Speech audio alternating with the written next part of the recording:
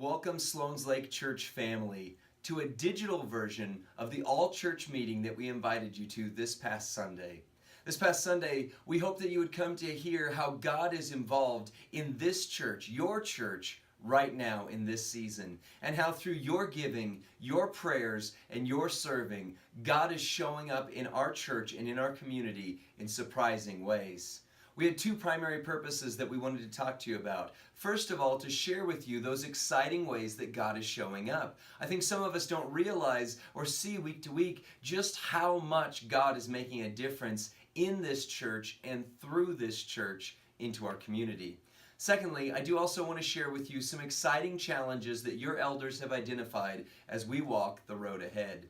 This past Sunday, we began with a prayer that I think is relevant for each of us in our lives right now. Ephesians 1:18 through 19 says, I pray also that the eyes of your heart may be enlightened, in order that you may know the hope to which he has called you, the riches of his glorious inheritance in the saints, and his incomparably great power for those of us who believe.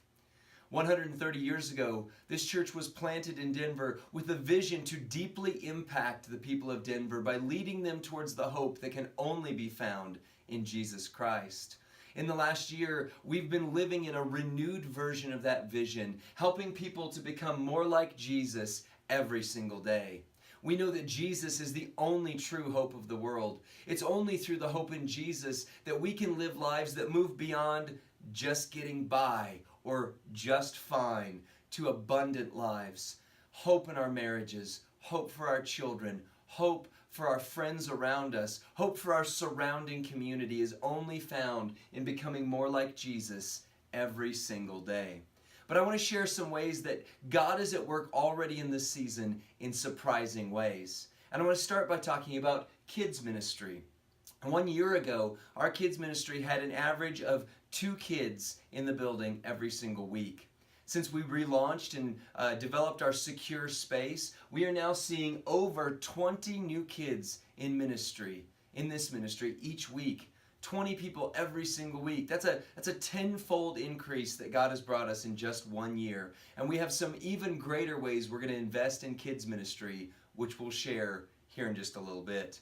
We're also seeing some growth in our youth ministry. Now, our plan is to relaunch youth ministry in the fall of this year, get some new excitement going, get some more eyes, some more teenage eyes on what God is doing through the youth ministry here at Sloan's Lake. But we're already seeing in these just last couple months a greater harvest and a greater increase.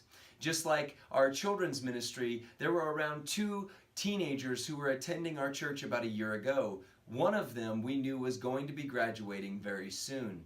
However, over the last several months, we've now seen an average of about 7 teens every single week who are either attending our service or attending our youth ministry events. That's a God-sized increase. We've also had over 20 new people step into volunteering roles throughout our church. Many of these are in our kids ministry, and a lot of these are also up front on stage. You see them as a part of our worship arts team.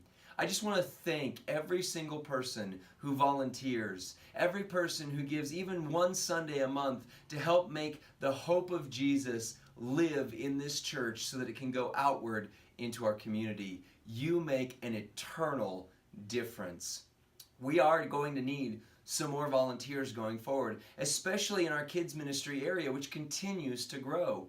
So if you have a heart for ministry, whether that's hospitality, greeting people as they come in the doors, through music, through helping with kids or teens, through serving in some back-end roles that maybe don't even get seen on an average Sunday, but that make the ministry happen, we want to encourage you to talk to me, Pastor Lee. Email office@sloanslake.church because we would love to empower you to serve in an even greater way. We've also seen some spikes and changes in our attendance. Now, about a year ago at our all-church meeting in the fall, I set a number that represented what we had researched and found to be our 2016 to 2017 average. What I've found since then is that number was a little bit inflated. You see, our Sunday morning homeless ministry, which is a vital ministry of our church, was being counted into the average numbers for our Sunday morning worship attendance, even if those individuals were not coming upstairs to be a part of Sunday morning worship. And so we've re-averaged and looked at things, and it appears that about 74 people per week were attending in 2016 to early 2017. In that last year since I've been here, we've also had 11 people go on to their eternal home with Jesus. Now, those two numbers point to what could be a dramatically declining church. However, as we've launched a new vision, a new hope for our church and our community, we have seen God and people respond in some powerful ways. And averaged across 2018, we're seeing between 110 and 115 people attending on an average Sunday. Now, attendance isn't the most important thing to count, but it does represent lives change, and it does represent growth in that hope of Jesus. And so I'm excited to announce that we have grown exponentially in this last year, and we continue to see these growth patterns happen. As we look at Easter attendance, we saw around 230 people show up for our Easter service. Now, it's easier to catch more fish when there's more swimming where you cast your net, right? But we also had an investment in us from state ministries of $5,000 to help advertise and help bring more people from our community to be aware of our church. And from what it looks like, it worked. Because not only did we see 230 people, which is double our normal attendance, we have also seen several of those families continue on as active members in our congregation since Easter. So things are moving ahead as we would hope. I want to share an update with you real quick about staffing. Over the last year, we've had a dramatic change in staff.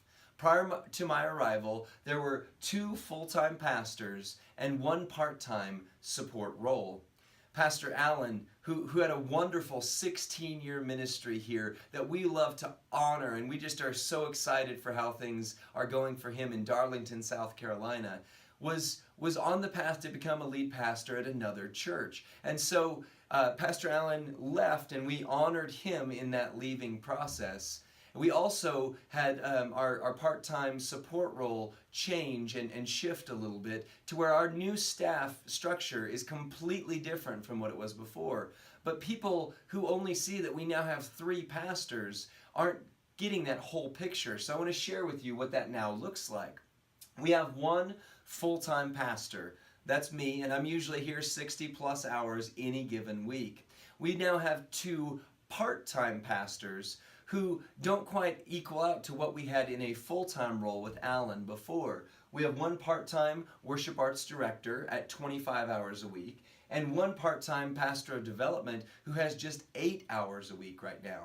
So even though it looks like we have more pastors than we ever have before, we are actually saving $5,000 a year with our new pastoral structure. Now, we do hope to begin moving more towards full-time or more fully part-time with these wonderful individuals who are bringing far more value than we're even booking them for in their hours or paying them for right now. But I do want you to know that our new staffing structure is not only more ministry focused, but it also is helping us with our budget, our ministry fund, every single year moving forward. In the last year, we have seen an amazing increase in those who are following Jesus in new ways. In the year of about 2016 to early 2017, there was 1 baptism that happened through the ministry of Sloan's Lake Church. Over the last several months, we have seen 4 people step forward and take that important step in following Jesus. And next week at our Father's Day celebration, we have at least 1 more person who will be stepping forward into the baptismal tank to follow Jesus. We've also had some great increase from our live stream. This was launched on Easter Sunday of 2018 through a grant that was provided to us by the State Ministry of the Church of God in Colorado that wants to see multiplication happen. And that's exactly what we're seeing.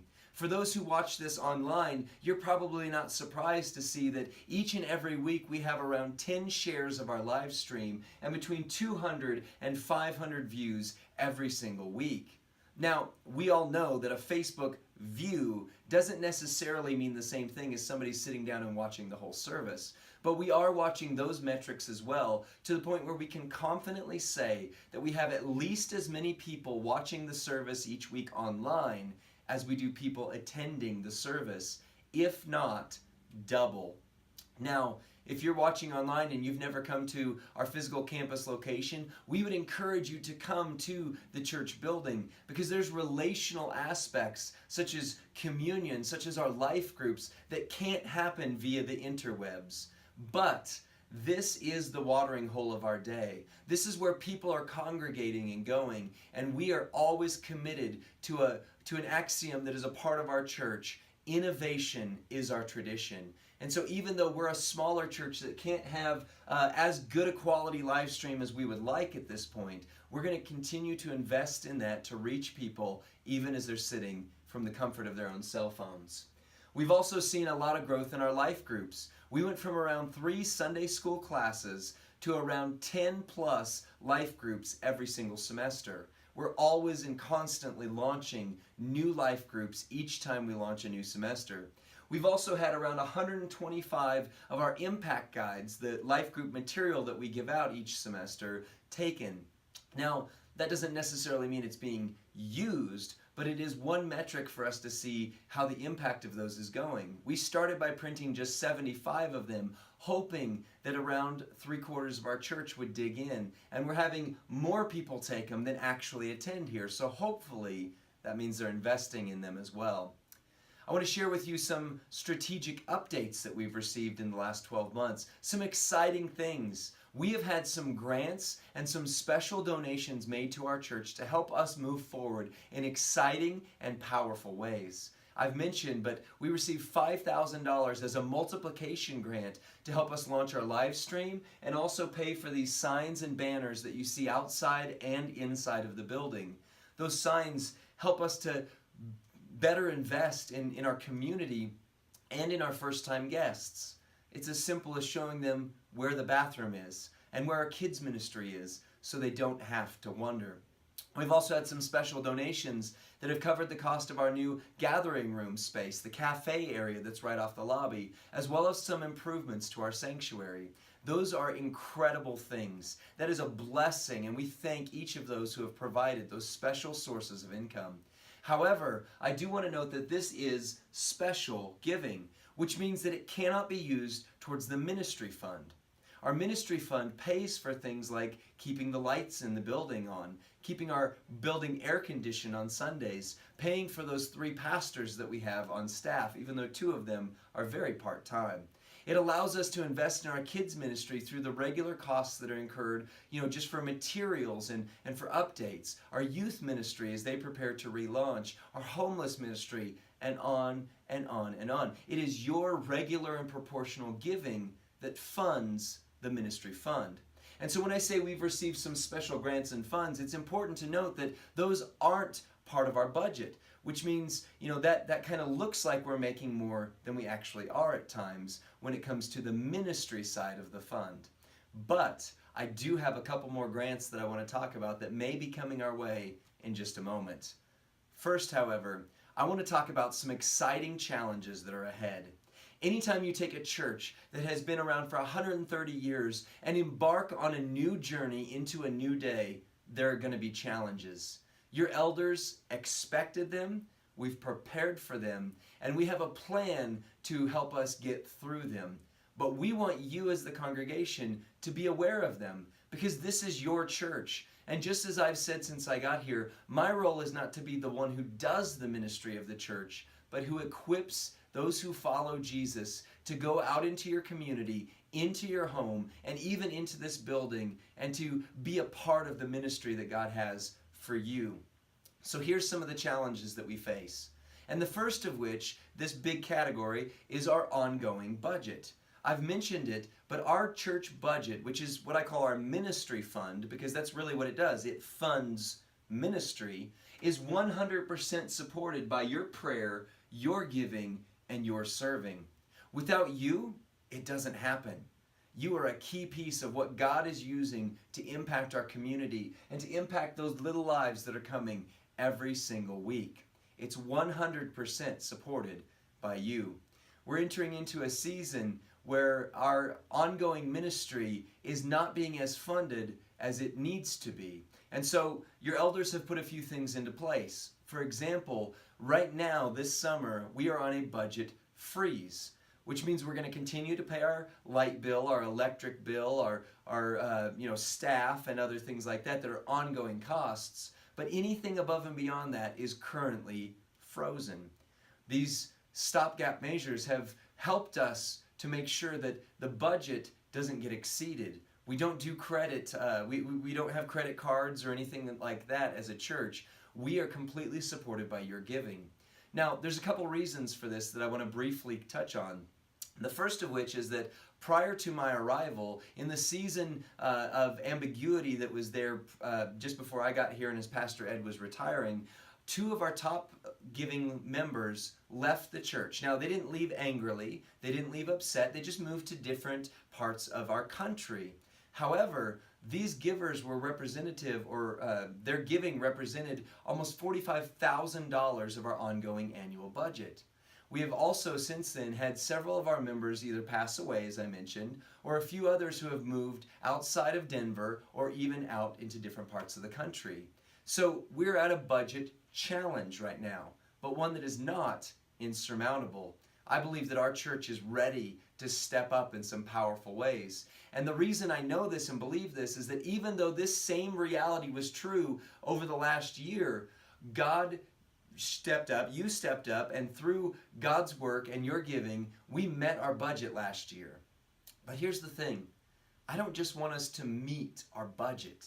I don't just want us to fund the ministry that we've always done. I believe God has a moment that is pregnant with anticipation and expectation for us. Our community is developing in ways that we could have never expected. In fact, while Denver is growing at a rate of around 1.3% per year, this community that your church building is in is growing at a rate of over 7% per year, almost 7 times the rest of Denver. That growth is right here in our community. So I don't just want to meet the budget we've always met. I don't want to just get us out of a summer spending freeze. I want us, and I'm giving, I'm helping, I'm sacrificing, and I'm encouraging you to do the same, to where we are not just meeting a budget, but we are funding ministry in new and exciting ways that bring even more kids, even more youth, even more healthy marriages, even more singles who are invested in, more life groups, more ministry that shows our community that hope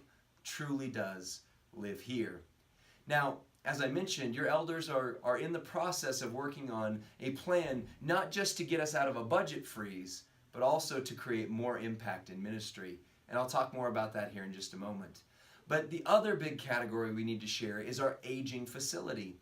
The building that I'm standing in was built in 1952 with updates done in the 1970s, and our stained glass windows were added through 1976 to early 1981 or 82. That is a older building. It's mid-century just by definition.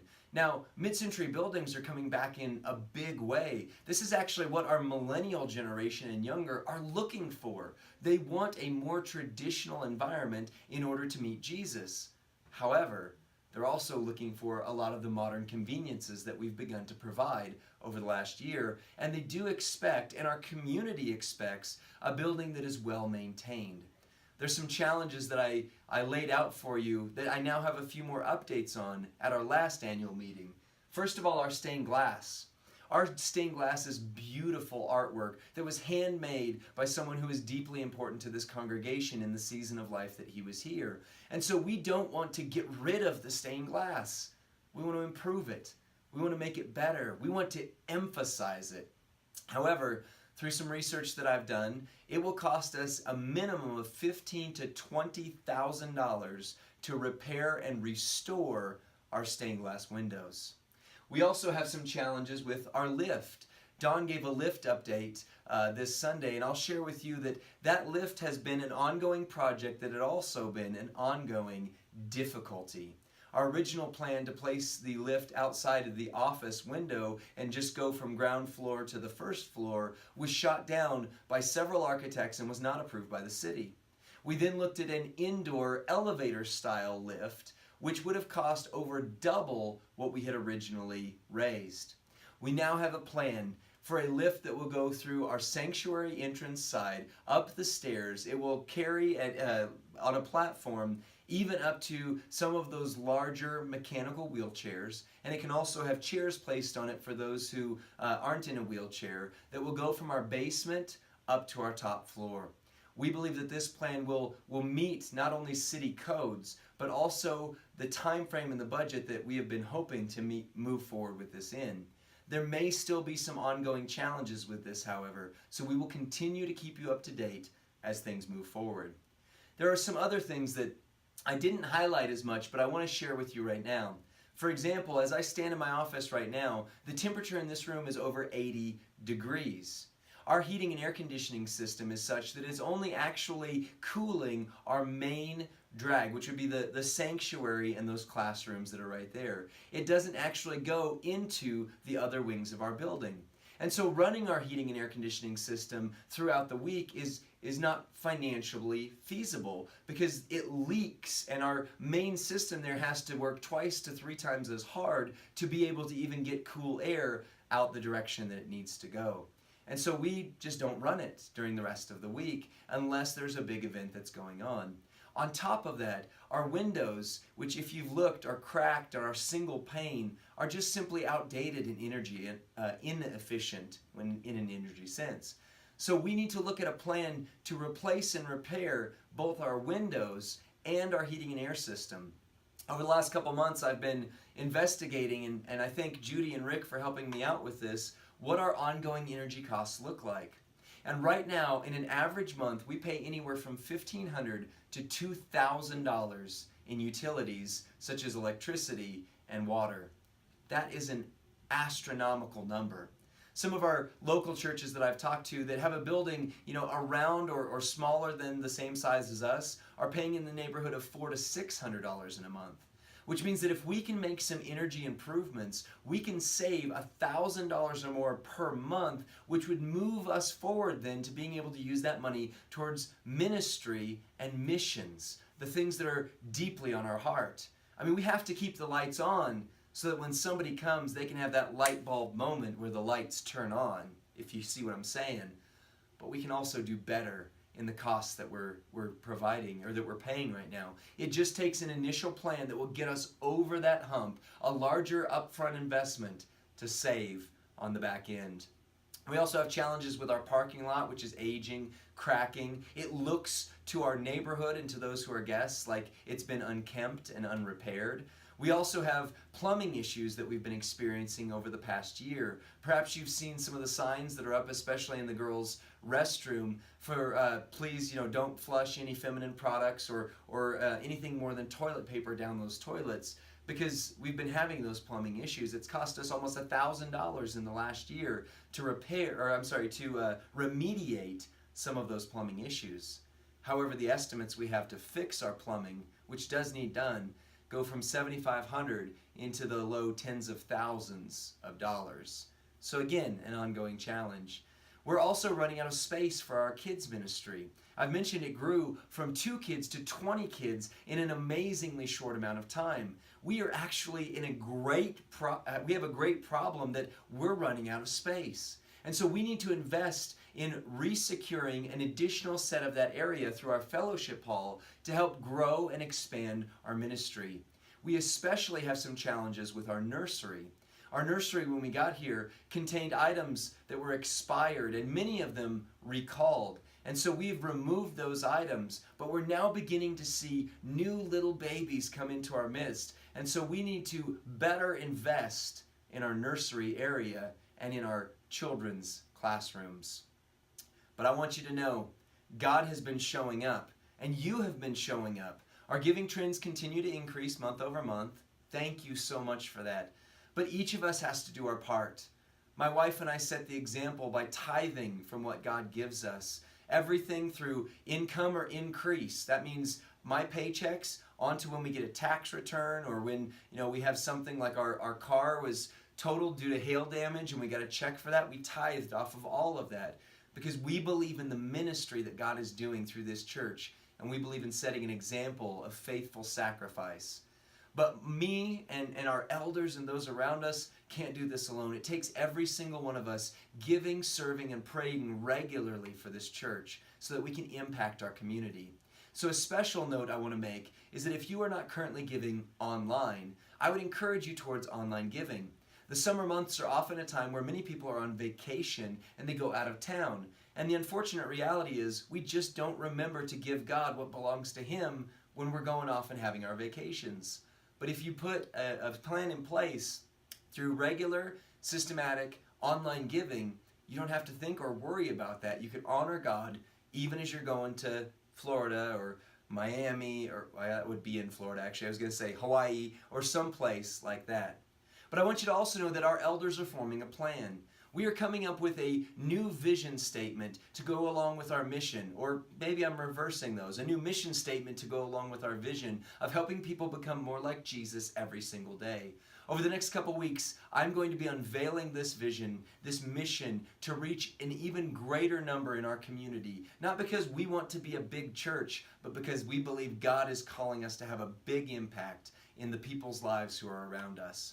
We're also coming up with a multi-year plan to not only invest better in our budget and to get some things into our budget like deferred maintenance that we don't currently have, but also to address some of these things like our stained glass, like our pews which need refurbished and recovered, like our parking lot, our plumbing, our heating and AC. And though it'll take an initial upfront cost, there's going to be great rewards on the other side. And we believe that this congregation is ready for a season just such as this because God has provided a pregnant moment. He's provided a moment of greater sacrifice. When Renee and I first heard that we were pregnant, we knew our budget was going to change. We knew our lifestyle was going to change. But we also knew that on the other side of that, we were having a baby. We are in a pregnant moment as a church. And I believe we're going to have a ministry baby in this next season. So that formal plan will be coming in the next couple months from our elders as we continue to investigate it. But come over the next couple weeks as we unveil that new mission and vision that will continue what we set forth not only from 130 years ago in 1887, but in this new season starting last year. And I want to share with you that there's some more good news as well. Not only are we anticipating God to show up, we're seeing God show up. I've been working on some grants, again, outside money that doesn't come from within our church and that has to be used for special projects. But I can confidently share that we are in the final stages of a larger grant than we have ever seen as a church that would specifically go towards revamping our kids ministry area and updating some aspects of our sanctuary. This large grant will be huge to move us forward. However, again, grants can't be used towards our ongoing budget. So while you'll see more changes hopefully coming up towards the fall, that doesn't mean that everything is great and we just can stop giving. In fact, it's a chance to sacrifice even more, because while the grant is going to be a larger dollar figure than we've seen in one space, half of it alone could be used up by the sanctuary windows, the stained glass. $20,000 just to replace those would eat half of the grant that we're looking at. There's also some other exciting announcements towards that I'm going to be sharing with you as we're more sure that these are coming into place. But let me just share what this means. We are asking the congregation to step up, and we are going to ask the congregation to step up in this new season. And God is showing us, before we even step into that, He's got us covered. He's paving the way.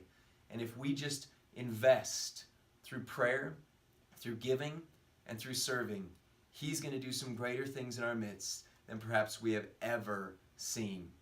This grant is only being given to 4 churches across the country, and we're one of them. And we're one of the only ones, if not the only one, that is a traditional church and not a church plant. So if we move forward boldly into the future, God's taking care of us, and He's got us. God is at work. We all have a role to play.